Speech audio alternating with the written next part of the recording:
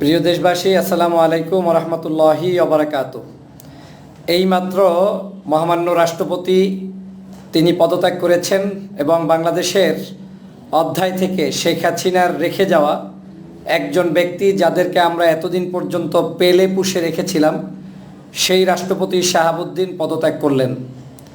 পদত্যাগ ঠিকই করলেন, কিন্তু বাংলাদেশের দীর্ঘদিন পর্যন্ত বাংলাদেশের মাটি ও মানুষের যে আশা আকাঙ্ক্ষা ছিল যে ফ্যাসিবাদের সমস্ত কিছু নির্মূল করে দিয়ে নতুন একটি বাংলাদেশ বিনির্মাণ করতে বাংলাদেশের মানুষরা যে পন্থী রাষ্ট্রপতি থেকে শুরু করে সমগ্র স্ট্রাকচারটা সাজাতে চেয়েছে, সেটাতে আমরা অনেক দিন পর্যন্ত বাধাপ্রাপ্ত হয়ে অবশেষে শাহাবুদ্দিন চুপ্পু সাহেব আজকের পদত্যাগ করেছেন। তারপরেও শুকরিয়া আদায় করছি আলহামদুলিল্লাহ, যে অন্তত পক্ষে এতটুকু নিশ্চিত হতে পারলাম যে শেখ হাসিনার রেখে যাওয়া পায়ের ধুলা, যে ব্যক্তি শেখ হাসিনার নিতে গেলে শেখ হাসিনা নাকি পায়ের ধুলা নিতেন না, সেরকম একজন একেবারে শেখ হাসিনার ব্যক্তিগত জায়গায় তাদের পারিবারিক সদস্যের মতো ব্যক্তিকে আমরা আজকে অন্তত রাষ্ট্র থেকে বিদায় দিতে পেরেছি।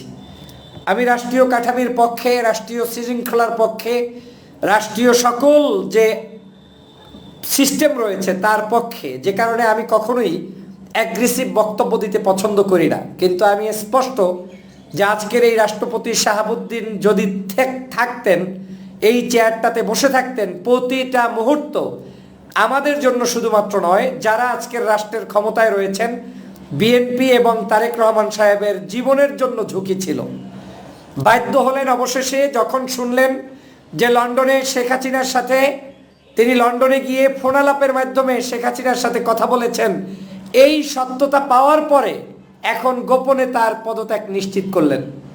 এতদিন পর্যন্ত করার সাহস হয় নাই।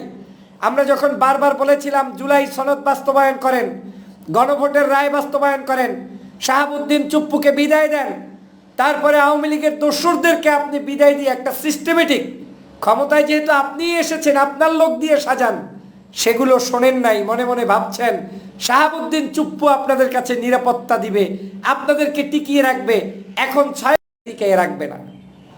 কথা মিথ্যা হোক, আমি শুনতে চাই যে শাহাবুদ্দিন শেখ হাসিনার সাথে কথা বলে নাই, এই শাহাবুদ্দিন শেখ হাসিনার সাথে কথা বলে নাই, এরকম একটা শব্দ আমি শুনতে চাই।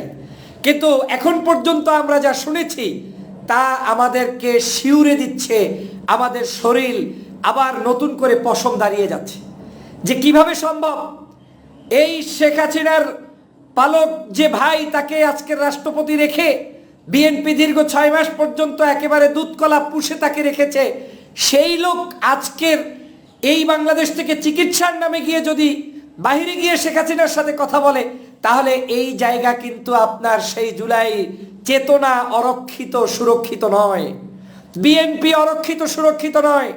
আর এ কারণেই তো শেখ হাসিনা পাশ থেকে ফুসফাস দেয় আর বলে কালকে আসবো, পরশু আসবো, ডিসেম্বরে আসবো। মাঝে মাঝে তাদের নেতাকর্মীদের মিছিল মিটিংয়ের অবস্থা দেখলে মনে হয় যে কালকেই এই সরকারের পতন হয়ে যাবে, দেশের যা কিছু সব ধ্বংস হয়ে যাবে। এই যে একটা পরিস্থিতি, এটা করার জন্য কিন্তু বিএনপি দায়ী। আপনার দলের ভিতরে সিনিয়র নেতৃবৃন্দ রয়েছে, আমরা বারবার বলেছি পরীক্ষিত বিএনপির সিনিয়র নেতাদেরকে দিয়ে রাষ্ট্রপতি বানান। বিএনপির ধার করা রাষ্ট্রপতি পালা লাগবে না। জামাত থেকেও রাষ্ট্রপতি আপনার বানাইতে তো কেউ বলে না। এই রাষ্ট্রপতি আপনারাই বানাবেন। কিন্তু এই রাষ্ট্রপতি বানাতে এতদিন দেরি করার মাধ্যমে রাষ্ট্রের ক্ষতি হয়েছে, আপনাদের নিরাপত্তা বিঘ্নিত হয়েছে, সেটাও যদি বুঝতে না পারেন আর যারা ধরিয়ে দিবে তাদেরকে শত্রু মনে করেন, তাহলে আপনাদের চাইতে বোকা আর পৃথিবীতে কেউ নাই। রাষ্ট্রপতির বিদায় দিয়েছেন, এখনো কিন্তু সব বিদায় দিতে পারেন নাই। আশেপাশে চোর ছেঁচড়া দুষ্ট লোক নিয়ে কিন্তু বসবাস করছেন, সাবধান হয়ে যান। যাদেরকে কথায় কথায় উপদেষ্টা বানাচ্ছেন, সচিব বানাচ্ছেন, বায়োডাটাগুলো দেখুন। যারা কথায় কথায় শেখ হাসিনাকে মা ডাকে, যারা কথায় কথায় ভিন্ন দেশে গিয়ে বিভিন্ন এজেন্সির সাথে মিটিং করে, যারা কথায় কথায় নিজের দল পাল্টাইয়া মুহূর্তের মধ্যে আর একটা দলে থাকা অবস্থায় আপনার দলে নির্বাচন করে, আপনি তাদেরকে পাশের চেয়ারে বসিয়ে রেখে ভালো কিছু পাবেন এ আশা করা ঠিক নয়। পরীক্ষিত বিএনপির জেল জুলুম অত্যাচার নির্যাতনের শিকার হয়েছে সারা বাংলাদেশে আমাদের প্রিয় ভাইরা আছে, তাদেরকে ডেকে আনুন। যদিও এই কথাগুলো অনেকের ভালো লাগবে না, যারা 5ই আগস্টের পরে সুযোগ সন্ধানী দালাল তাদের ভালো লাগবে না, আর তাদের ভালো লাগবে যারা 16 বছর আমাকে চিনেছে, যে মানুষগুলো সত্যের কারণে আমাকে ভালোবেসেছে, তাদের ভালো লাগবে। আমি রাষ্ট্রের চিন্তার আলোকে কথা বলছি। আজকে বিএনপি ক্ষমতায়, বিএনপিকেই তার এই রাষ্ট্র ব্যবস্থায় 5টা বছর তো ক্ষমতায় থাকতে চান নাকি? যদি 5 বছর দেশটাতে ক্ষমতায় থাকতে চান, অন্ততপক্ষে যাদেরকে আমরা 5ই আগস্ট তাড়িয়েছি তাদের সাথে আপোষ করতে যাইয়েন না। আপনি তাদেরকে, ভালো মানুষগুলোকে আপনি জায়গা দেন, শান্তিতে বসবাস করুক, আমাদের আপত্তি নাই। ব্যবসা করবে, বাণিজ্য করবে, টাকা পয়সা ইনকাম করবে, ভদ্রভাবে বসবাস করবে, সব ঠিক আছে। কিন্তু আপনার কাছ থেকে ক্ষমতা নিয়ে আপনার পাশে বসে আপনার বান কাটবে, এটা তো হতে পারে না। অতএব আজকের আমরা যে দাবি তুলেছিলাম, সেই দাবির পক্ষে যে কোনো মূল্যে সরকার যে সঠিক সিদ্ধান্ত অনেক দিন পরে হলেও নিয়েছে, আমি সরকারকে সে কারণে ধন্যবাদ জানাই। সরকারের হুঁশ আসা শুরু হয়েছে মাত্র। আমি এখনো বলছি, আপনি যেভাবে এই শাহাবুদ্দিন চুপ্পুকে ওই যে কি বলে, গাধা কি ঘোলাইয়ে তারপরে পানি খায়, ওই আপনার ঘোলাইয়ে টোলাইয়ে যেভাবে খাইলেন, এইভাবে ঘোলাইয়া আবার ওই গণভোট, তারপরে বাংলাদেশের মানুষের কি অধিকার রক্ষার জন্য আমাদের যে জুলাই সনদ, এইটা বাস্তবায়ন করিয়েন না, এখনই করেন।